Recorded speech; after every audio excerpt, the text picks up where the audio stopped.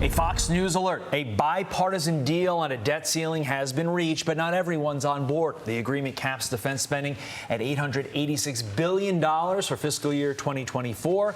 That is a 3.3% increase over this year. Some Republicans, though, don't think it's enough to keep up with inflation. Senator Lindsey Graham tweeting, "When it comes to national security, my goal is to deter war by being strong and to win wars when threatened. I fear this deal is contrary to both goals." Fox News contributor and retired U.S. Marine bomb technician Joey Jones joins us now. Joey, always good to see you in studio. But I want your reaction to the debt ceiling agreement, and in particular, what I just read about some Republicans saying that it's not good enough because it doesn't keep up with inflation. What did you think of it? Well, you gotta understand here, Lindsey Graham wouldn't be happy if they spent twice the COVID money on defense budget every year. That's just his position, and he's pretty open and honest about it. You cannot spend enough money on defense when you're Lindsey Graham.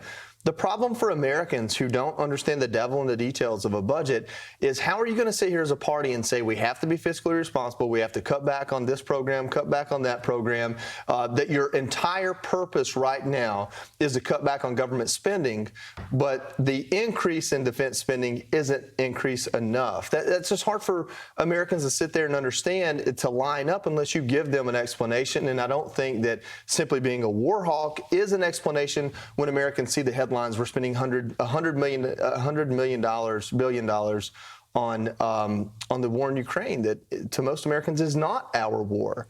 And so it's really difficult for Americans to understand that messaging. So who is Lindsey Graham talking to? Maybe he's talking to D.C., I'm not sure, but I don't think he's talking to mom and dad sitting in small town Iowa. You know what I find fascinating about Joey's answer? It tracks Jake's answer in the 4A. And what's the common thread between both Joey and Jake? They both served. So if the people that are serving have this view of, hey, you could be spending a little bit too much, that is something to keep in mind, definitely. And just to frame it correctly, there is probably a lot of places where we could spend more money, but there's so many places where we're spending money arbitrarily and needlessly in the defense budget. I mean, the Pentagon, to my knowledge, has never undergone even an audit. And so we're wasting a lot of money, too. Yes, I want to get your thoughts on this completely different topic.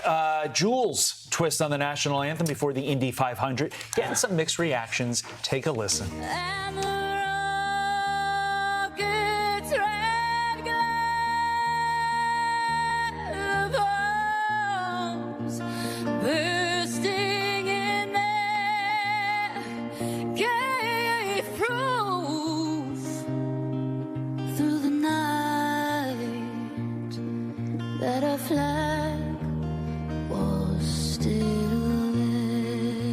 Okay, Joey, so some people are unhappy with it. They say her rendition of the national anthem was disrespectful because she took liberties with how it should be sung. What's your response? I don't sing. I can't play an instrument.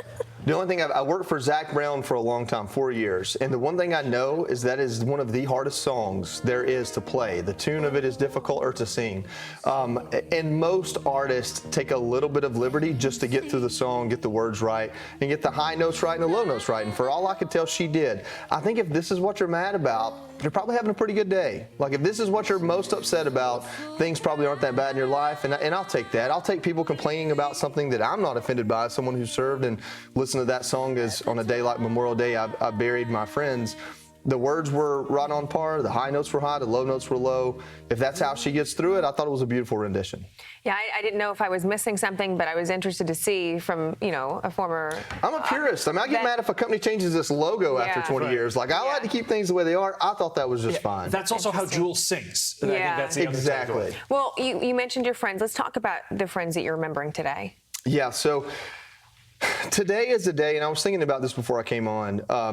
I had to write an email to someone who was upset at me about something different. And I wrote an email and I said, listen, I appreciate what you're trying to do here, but remember that today for me is not just to be a news guy. I'm going to keep a smile on my face. I'm going to tell stories that are sometimes visceral and difficult for me to tell. And I don't do it because it's easy. I do it because it's necessary, and I have this amazing platform to do it with. Today is a day of remembrance. Say Happy Memorial Day, that's okay. I'm not going to be offended by every little nuance of it. There are going to be people that thank me for my service. Today is not Veterans Day. I'm not mad at them about it. But I am going to take the opportunity to remind people that this is a day that we remember that people give their life in war. There's a picture right here of a few dozen men. Those are my blood brothers, not because we share the same blood, but because we spilt blood for the same purpose. And none of them came home alive. I did. So today is a day of gratitude for me as well, to count my own blessings. But each and every one of them has a family.